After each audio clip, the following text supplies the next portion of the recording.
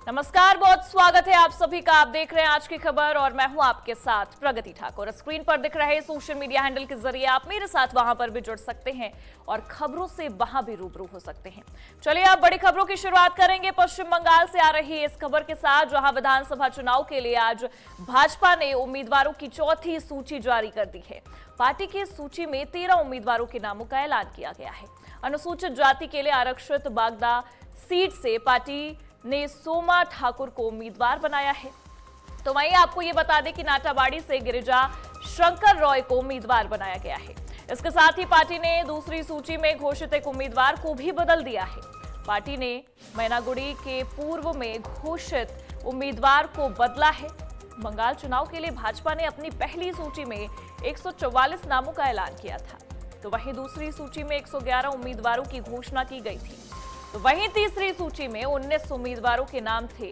चौथी सूची के उम्मीदवारों को भी मिला दे तो पार्टी अब तक कुल 288 उम्मीदवारों के नामों का ऐलान कर चुकी है, जिसमें कई सारे बदलाव भी देखने को मिले हैं। पश्चिम बंगाल चुनाव के लिए भाजपा उम्मीदवारों की चौथी लिस्ट भी जारी हो गई है। पार्टी की इस सूची में 13 उम्मीदवारों के नामों का ऐलान हुआ है। पार्टी ने मैनागुड़ी के पूर्व में घोषित उम्मीदवार को इस दौरान बदल दिया है। पश्चिम बंगाल चुनाव के लिए भाजपा ने एक बड़ी रणनीति भी तैयार की है।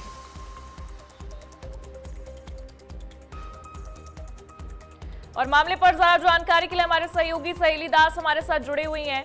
सहेली, एक तरीके से देखा जाए तो चौथी लिस्ट भी भाजपा ने जारी कर दी है, लेकिन मैनागुड़ी से जो पूर्व में घोषित थे उम्मीदवार, उनका नाम बदल दिया गया है। इसे लेकर क्या संकेत देने की कोशिश कर रही है वहां पर भारतीय जनता पार्टी?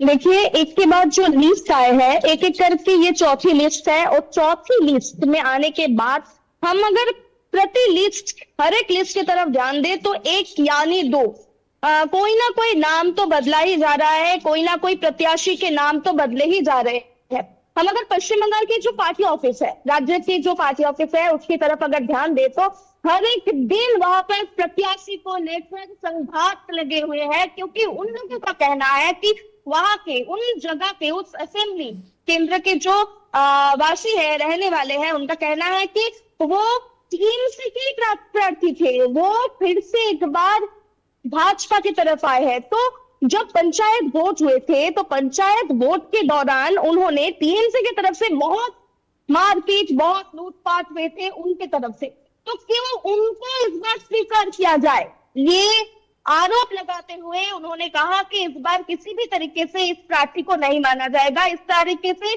हम अगर देखें तो 1, 2, 3, 4 जो भी लिस्ट आए हैं आज तक उस पूरी लिस्ट में, प्रत्येक लिस्ट में एक के बाद बहुत सारे नामों को चेंज किया गया है। और हम अगर पश्चिम बंगाल के जो राज्य पार्टी ऑफिस है उनकी तरफ ध्यान दें तो हर एक दिन इसको लेकर बहुत सारे संघात भी देखे जा रहे थे। इसको लेकर राज्य सभापति शमीक भट्टाचार्य भी इस पे कार्यवाही कर रहे थे। और प्रगति, एक बात कह दे आपको कि प्रधानमंत्री नरेंद्र मोदी के साथ शमीक भट्टाचार्य दिल्ली में एक बैठक में थे। उस वक्त थी जो प्रत्याशी की जो तालिका थी, जो उम्मीदवारों की जो लिस्ट थी, वो निर्णय हो गया था।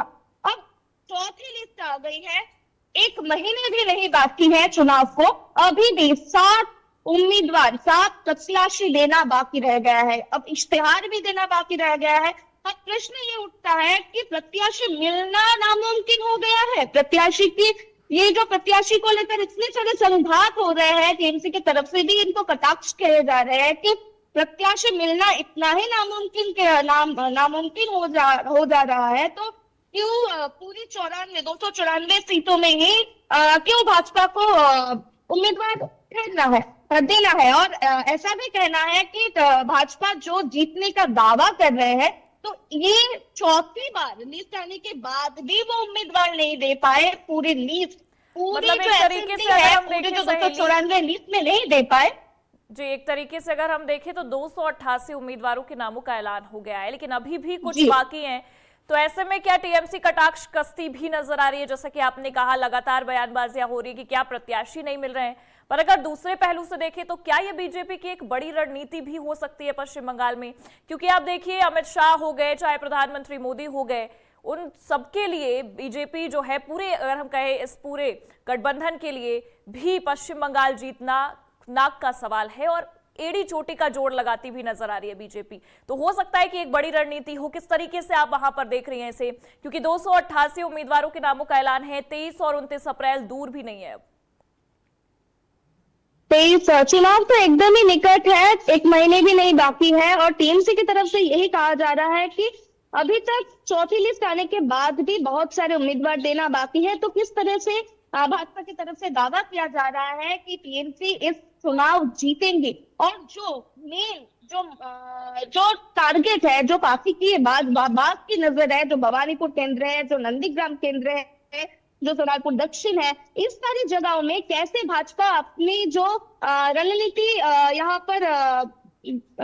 यहाँ पर दिखा पाएगी, इसको लेकर बहुत सारे प्रश्न उठ रहे हैं, कटाक्ष किए जा रहे हैं और भाजपा की तरफ से ये कहा जा रहा है कि ये कोई रणनीति हो सकता है, ऐसा ही सूत्रों के अनुसार जाना जा रहा है। क्योंकि देखिए तृणमूल की तरफ से एक लिस्ट में ही 294 नाम दिए गए थे और भाजपा की तरफ से ये चौथा लिस्ट है और अभी भी एक लिस्ट आना बाकी है। अब हम ये भी नहीं जानते, सूत्रों के अनुसार जाना जा रहा है कि एक ही लिस्ट आएगा, हो सकता है इसके बाद 2 भी लिस्ट आ सके।